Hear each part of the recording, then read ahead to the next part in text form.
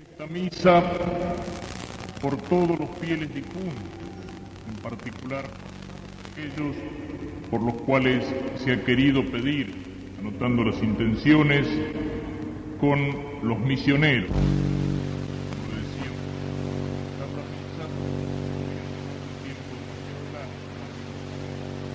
intenciones aquí, pero inmediatamente antes de continuar la misa, en el momento del ofertorio, todas sobre el altar. El rezar por los difuntos va a pensar en dos cosas. Durante estos días de la misión hemos venido pensando en una visión cristiana de nuestra vida para tratar de vivir más en serio como cristianos. Tenemos que también que pensar en una visión cristiana de la muerte y en nuestra relación con los difuntos. En primer lugar, pensemos en la realidad. Jesús habla de esto en el Evangelio con una parábola, con una comparación. Dice que había un hombre que se había hecho rico porque le había ido muy bien con una cosecha. En fin, esas son cosas que pasaban en los tiempos de Cristo, ¿no es cierto? Actualmente resulta difícil hacerse rico con una cosecha. Para hacerse rico hay que ser especulador, intermediario, financista, en fin, por cualquier camino menos por el camino del trabajo. Pero bueno, parece que en aquel tiempo la cosa andaba mejor y este hombre había tenido una cosecha muy buena y estaba lleno de plata, y entonces estaba pensando y haciendo planes para el futuro. Y decía, voy a agrandar los graneros, voy a hacer unos galpones más grandes, y entonces podré vivir tranquilo y darme la buena vida por muchos años. Y entonces escucha una voz que le dice, necio, esta noche misma te van a pedir el alma. No nos gusta a veces pensar en estas cosas. Hay una ceremonia en la liturgia de la Iglesia con la cual se empieza el tiempo de la Cuaresma, el tiempo de penitencia y de conversión que nos prepara para vivir en la Semana Santa la muerte y la resurrección de Cristo. Y esa ceremonia se realiza el miércoles de ceniza. El miércoles de ceniza es el día en que ha terminado, o el día en que debería terminar, el carnaval. Y en ese día uno viene a la iglesia, se acerca en procesión como para comulgar al altar, y el sacerdote le hace una cruz con ceniza en la frente y le dice, acuérdate de que vienes del polvo, de que has sido hecho por Dios del polvo de la tierra y que un día te vas a convertir en polvo. Venimos de la tierra y volvemos a la tierra. Y al hombre de hoy no le gusta que le digan eso. No le gusta que le hagan acordar de la muerte. Sale del carnaval, es decir, de la farra, de la diversión, de la vida alegre, y entonces viene a la iglesia y le hace una cruz en la frente y le dice, acordate que te tenés que morir. Y entonces dice, la iglesia es triste, la religión es una cosa amarga. ¿Para qué nos hace pensar en eso? ¿Para qué amargarnos la vida? Claro, preferiríamos que la vida fuera un puro carnaval. Preferiríamos vivir para divertirnos, preferiríamos vivir disfrazados, mostrando no la cara sino la facha, la careta. Preferiríamos que la vida fuera un baile, una diversión, que no hubiera responsabilidad, que fuera un carnaval continuado. Y entonces cuando la iglesia nos hace pensar en la muerte, nos rechazamos, nos amargamos, decimos, mire, verdaderamente, el otro día lo decía acá, si uno va andando en un auto por un camino de cornisa en la cordillera y ve un cartel que dice, cuidado, precipicio a 1000 metros, camino sinuoso, subida o bajada pronunciada, ¿para qué nos ponen ese cartel? ¿Para asustarnos? ¿Para amargarnos la vida? Ciertamente que no, el cartel lo ponen ¿para qué? Para que estemos prevenidos en esa bajada difícil o para que no nos caigamos en el precipicio. Y bueno, eso es lo que la Iglesia hace cuando nos habla del tema de la muerte. No lo hace para asustarnos, no lo hace para amargarnos la vida, sino que lo hace para que pensemos en una realidad muy seria. muy seria. Todos sabemos que un día nos tenemos que morir. Más tiempo, menos tiempo, pero todos sabemos que un día tendremos que pasar por la muerte. Y sin embargo no nos gusta pensar en eso. No nos gusta pensar en el día de la muerte, ni nos gusta pensar en la muerte. Vivimos como si fuéramos a vivir para siempre. Y cuando a alguno por ahí se le ocurre pensar en la muerte, la piensa de qué manera. Como aquellos 3 amigos que estaban un día charlando, y uno de ellos dice, viste, no somos nada. Mañana te morís vos, pasado se muere él, dentro de 100 años me muero yo. Cuando pensamos en la muerte la pensamos así. Bueno, que se mueran los otros me parece lo más normal del mundo, pero en mi muerte, bueno, dentro de 100 años, dentro de 200 años, no nos gusta pensar en eso y sin embargo de vez en cuando tenemos que pensar en eso. Por eso Jesús nos dice muchas veces en el Evangelio, vengo pronto, vengo como el ladrón, es decir, no aviso cuándo voy a venir. Podemos llegar a la muerte a lo mejor sí, después de una larga enfermedad, preparándonos, haciendo una buena confesión, limpiando el alma, poniéndonos en paz con Dios, pero la muerte nos puede sorprender en cualquier esquina y en cualquier momento de la vida, y nos puede sorprender sin darnos tiempo ni siquiera para un acto de contrición. Podemos llegar a la muerte viejitos después de muchos años, o la muerte nos puede encontrar en plena juventud. Es una sorpresa y por eso Jesús nos dice, hay que estar preparados. Hay que estar preparados. ¿Qué significa la muerte para el cristiano? No es el punto final. El cristiano no es como un animal que vuelve a la tierra y se acabó. No. Hay un alma que no muere. Hay una resurrección de los muertos. Y esto es algo en lo cual tenemos que pensar precisamente cuando recordamos a nuestros queridos difuntos. La muerte no es una separación definitiva. La muerte no es un punto final. El prefacio de la misa del difunto dice, la vida no termina, sino que se transforma para empezar otra nueva vida.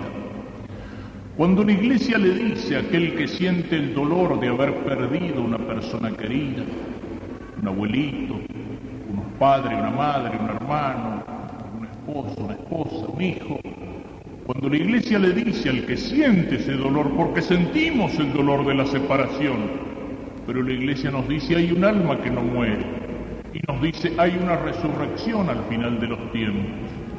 Vamos a volvernos a encontrar. Eso no es una mentirita piadosa, eso no es un consuelo falso. No es una mentirita piadosa como esa que le podemos decir a un enfermo para animarlo, te encuentro mejor, se te ve bien. No, es una verdad de nuestra fe cristiana y católica. Y es una verdad que está confirmada por la resurrección de Cristo. Cristo murió por nosotros en la cruz, pero Cristo en la resurrección venció a la muerte. Cristo es Señor de la vida y es Señor de la muerte. En el hombre hay un alma inmortal, un alma que es espíritu, un alma que no se pudre, que no vuelve a la tierra, que no vuelve al polvo. E incluso nuestro cuerpo está llamado un día para ser resucitado, para ser transformado. Si estamos unidos a Cristo aquí en la vida, estaremos también unidos a Cristo en la muerte y también estaremos unidos a Cristo en la resurrección. Ese es el sentido cristiano de la muerte. Para el pagano, para el que no cree que hay un alma inmortal, un alma espiritual, para el que piensa que con la muerte todo se termina, todo se acaba, para el que piensa que el hombre es como un animal, para ese la muerte es motivo de angustia, de miedo, de desesperación.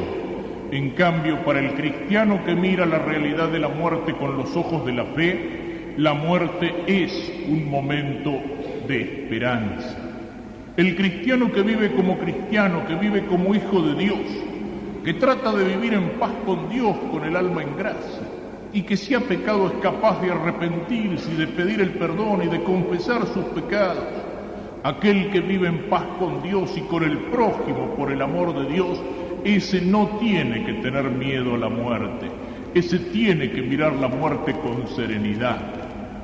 ¿Por qué? porque sabe que la muerte para él, ¿qué es? Es un encuentro con Cristo. Es cierto, es un encuentro con Cristo como juez, y Cristo nos va a pedir cuentas de cómo hemos vivido aquí en la tierra, de cómo hemos usado todos los dones y todas las cualidades que Dios nos dio aquí en la tierra. Pero ¿quién puede tener miedo de un juez si uno sabe que ese juez es bueno y es sabio y es misericordioso? El delincuente, el que no tiene la conciencia tranquila, el que no tiene la conciencia en paz, el que vive con el alma manchada por el pecado, ese es el que tiene que tener miedo de la muerte. Para el que vive con la conciencia en paz, con el alma en gracia, con el alma sin pecado, la muerte es el encuentro con Jesús que nos abre las puertas del cielo. Esta tiene que ser la visión del cristiano. Porque a veces nos llamamos cristianos, pero vivimos y pensamos como si fuéramos paganos, como si Dios no existiera, como si la muerte fuera un punto final. En cambio, si miramos la vida iluminada con las palabras del Evangelio, ni siquiera la muerte, con todo lo que puede tener de doloroso, de separación, de ruptura, ni siquiera la muerte nos puede llevar al temor, al miedo, a la angustia, a la desesperación, porque sabemos que nos abre las puertas de una vida mejor. A lo que sí tiene que tenerle miedo el cristiano no es entonces a la muerte, es al pecado, es a que la muerte no nos agarre preparado, a que la muerte nos encuentre en cualquier momento con el alma manchada por el pecado, porque entonces sí, eso es la muerte, lo que llama el Apocalipsis la muerte segunda, y eso es peor que la muerte, eso es la separación de Dios para siempre, eso es la condenación, eso es el infierno. A eso es a lo que le tenemos que tener miedo, no a la muerte, al pecado, a que el momento de la muerte no nos encuentre preparados. Por eso Jesús nos llama a estar alerta, a la vigilancia, porque puede llamarnos en cualquier momento, y el cristiano, el católico que quiere vivir como católico, tiene que tener siempre el alma en paz con Dios, y entonces tiene las valijas, tiene el equipaje preparado para partir en cualquier momento. Puede presentarse delante del juicio de Dios con la conciencia tranquila. Qué importante que es eso. Dios nos ha dado una vida aquí en la tierra y nos ha dado una libertad para que usemos esa libertad para el bien y para que podamos ganarnos el cielo. Pero nosotros la podemos usar mal, despreciar a Dios, los mandamientos de Dios, las enseñanzas de Cristo, despreciar el Evangelio, usar mal la libertad, pecar, condenarnos. Y Dios al final del camino nos espera y nos va a pedir cuentas. ¿Y qué es lo que importa en ese momento? ¿Qué es lo que pesa en la balanza en el momento del juicio cuando tengamos que presentarnos delante de Dios? No son muchas de esas cosas que tanto le importan a los hombres aquí en la tierra. Lo que pesa en la balanza en el día del juicio no son, por ejemplo, las riquezas. De nada nos sirve en el momento de la muerte haber amontonado riquezas aquí en la tierra, tener una cuenta grandota en el banco, o tener muchas fincas o muchas hectáreas de campo, muchas casas. Todo eso no nos sirve para nada. Llegamos al mundo desnudos y del mundo nos vamos desnudos, y todo lo que hayamos juntado aquí en la tierra, eso no pesa para nada en la balanza del juicio. Dios no nos va a preguntar cuánta plata tenemos, sino cómo hemos usado lo que teníamos, poco o mucho. Delante de Dios no vale la fama, ni el apellido, ni el puesto, ni los aplausos de los hombres. Delante de Dios no valen las cuñas ni las coimas. Aquí en la tierra sirven las cuñas y sirven las coimas. Aquí en la tierra sirve una recomendación. Es muy importante ser amigo de algún personaje que conoce a uno que tiene un cargo y que me puede conseguir el puestito o que me puede acelerar el trámite. Delante de Dios no vale ni siquiera eso. Algunos parecería que a veces lo piensan así. No, ni siquiera vale la cuña del cura o del obispo, ¿no? Porque algunos, no, yo a la iglesia no voy, pero yo con el cura era muy amigo, de vez en cuando venía a casa, tomábamos una copa y nos jugábamos un partido de truco fabuloso. Eso no se lo vas a contar a Dios en el día del juicio. No hay cuñas, no hay recomendaciones. Eso no sirve para nada. Lo que sirve es tu conducta, es tu vida. Todo lo demás, en los platillos de la balanza en el día del juicio, no pesa para nada. ¿Y qué es lo que pesa en el platillo de la balanza en el momento del juicio? El bien que hemos hecho, la cantidad y sobre todo la calidad de nuestro amor por Dios y del amor al prójimo por el amor de Dios. Eso es lo que pesa en la balanza. Esa es la única riqueza que nos llevamos puestas, la de un alma en gracia y la de las buenas obras hechas en la gracia de Dios y en el amor de Dios. Esa es la única riqueza que importa para el momento de la muerte, para el momento del juicio, para poder mirar la muerte sin temor y el juicio sin temor y esperar la venida de Cristo con alegría. El bien que hemos hecho. Eso es lo que tiene importancia, eso es lo que vale. Y hay una cosa, miren, yo dije que en el momento del juicio, cuando nos presentemos delante de Dios para rendir cuentas, que no hay cuñas. Bueno, hay cuñas, pero ¿saben de quién son las cuñas? No de los personajes importantes. Las cuñas van a ser de todos aquellos a los cuales les hicimos bien. A lo mejor en el cielo, en el día del juicio, no me va a poder recomendar el señor ministro, me va a poder recomendar en cambio aquel mendigo que vino a la puerta de mi casa a pedir un pedazo de pan y que yo le tendí una mano.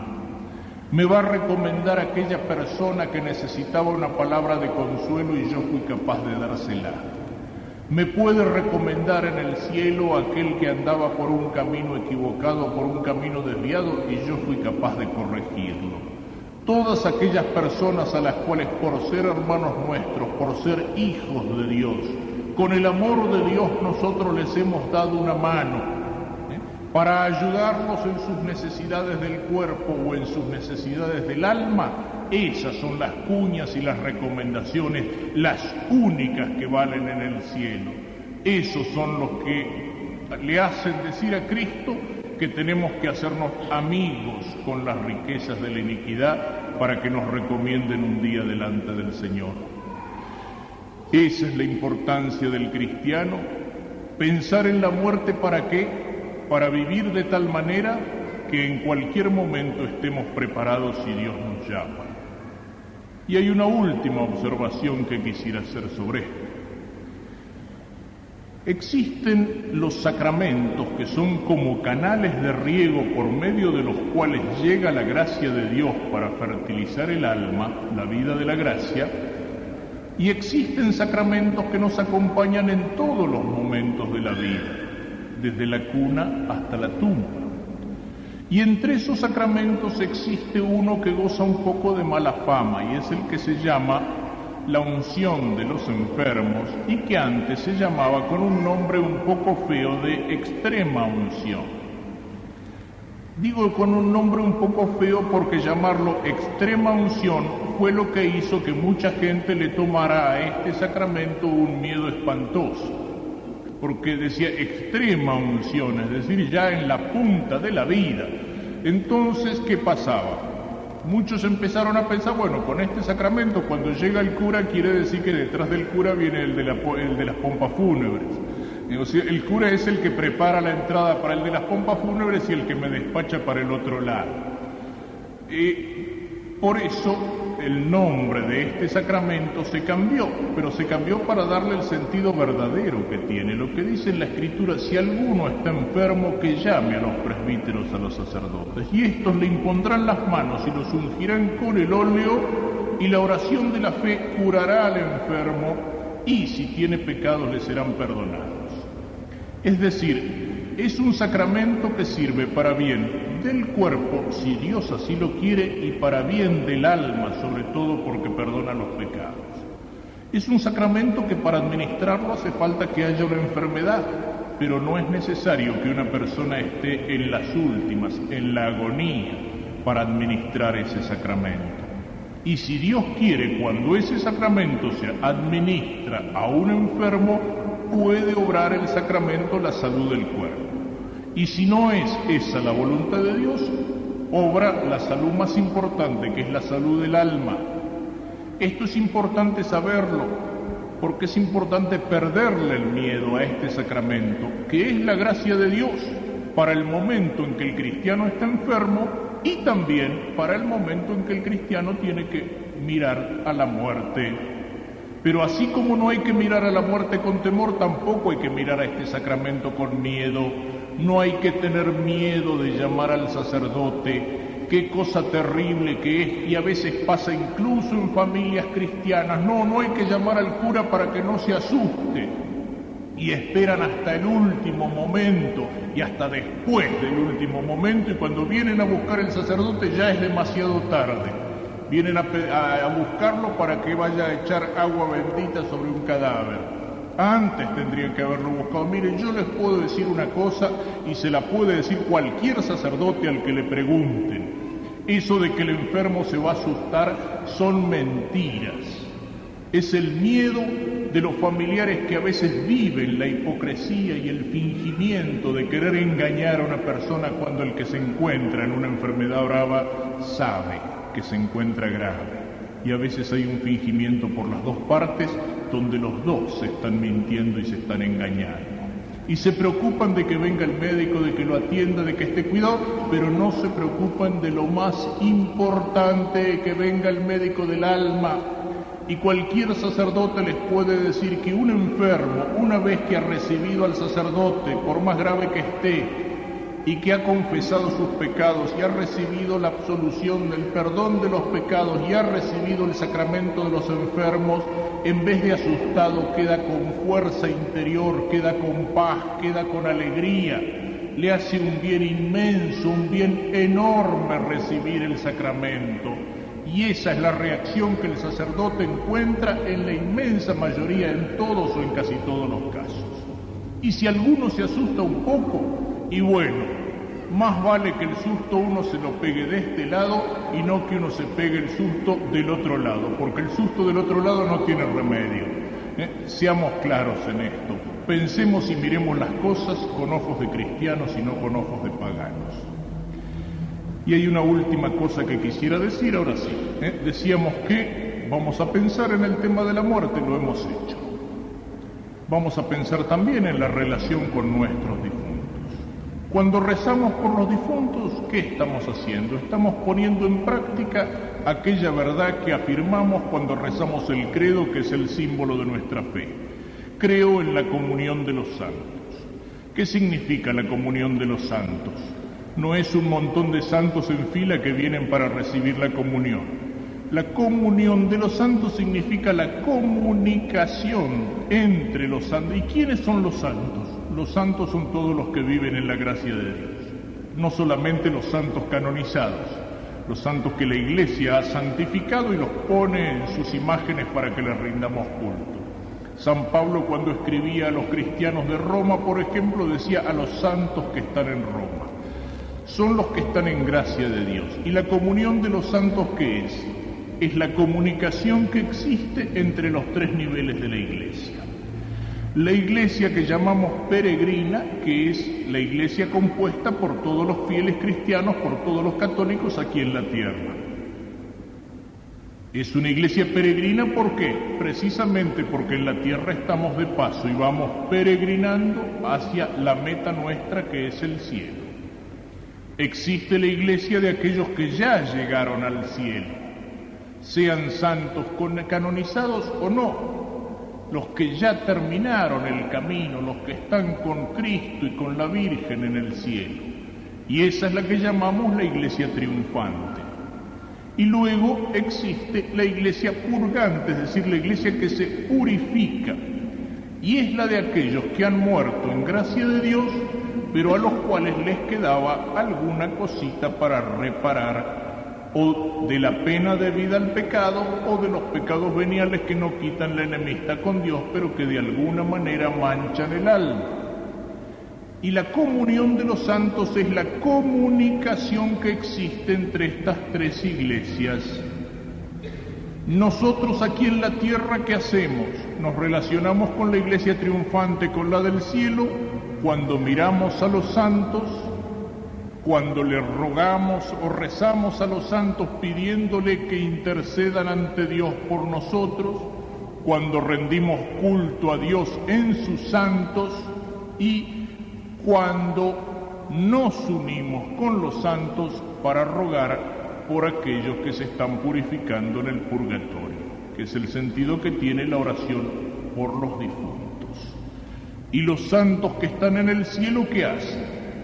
Ruegan a Dios por los que estamos todavía caminando y peleando aquí en la tierra, para que Dios nos bendiga y nos proteja en este camino difícil, y ruegan junto con nosotros a Dios por aquellos que están en el purgatorio, para que se purifiquen y para que puedan entrar más prontamente al cielo. Eso es lo que se llama la comunión de los santos. Los santos que están junto a Dios en el cielo, los cristianos que estamos peregrinando aquí en la tierra y caminando hacia el cielo, y aquellos que ya han muerto pero que todavía tienen algo que purificar y pueden ser ayudados por nuestras oraciones. Y ese es el sentido que tiene la oración por los difuntos: ayudarlos a purificarse para que puedan ser felices cuanto antes mejor con Dios en el cielo. Y fíjense que en la Santa Misa esto se realiza de una manera viva. Cuando rezamos el prefacio antes de cantar Santo, Santo, Santo, ¿qué decimos? Unimos la oración de la Iglesia de la tierra con la de la Iglesia en el cielo por las necesidades nuestras y por las necesidades de todos los difuntos. Es decir, que toda la Iglesia está presente en esta misa, en la cual se ruega a Dios con los ángeles y santos por lo que necesitamos aquí en la tierra y por lo que necesitan aquellos hermanos nuestros del purgatorio. Pidámosle al Señor que nos ayude a pensar estas verdades, para que entonces, en el momento de la separación de una persona querida, sepamos, como consuelo que nos ofrece la fe, la verdad de nuestra fe, que esa separación no es definitiva. Pidámosle al Señor que nos ayude a pensar estas verdades para que podamos tomar más en serio nuestra vida cristiana y vivir con el alma limpia, en paz con Dios y con los hermanos, de manera que el Señor nos pueda llamar en cualquier momento. Pidámoselo ahora en la misa, pidámoselo sobre todo por la intercesión de aquella que en el cielo está más junto a Dios, junto a Cristo, la Virgen Santísima, a la cual cada vez que rezamos el Ave María y que repetimos como una letanía de Ave Marías en el Santo Rosario, le estamos diciendo: ruega por nosotros pecadores, ahora y en la hora de nuestra muerte, que así sea.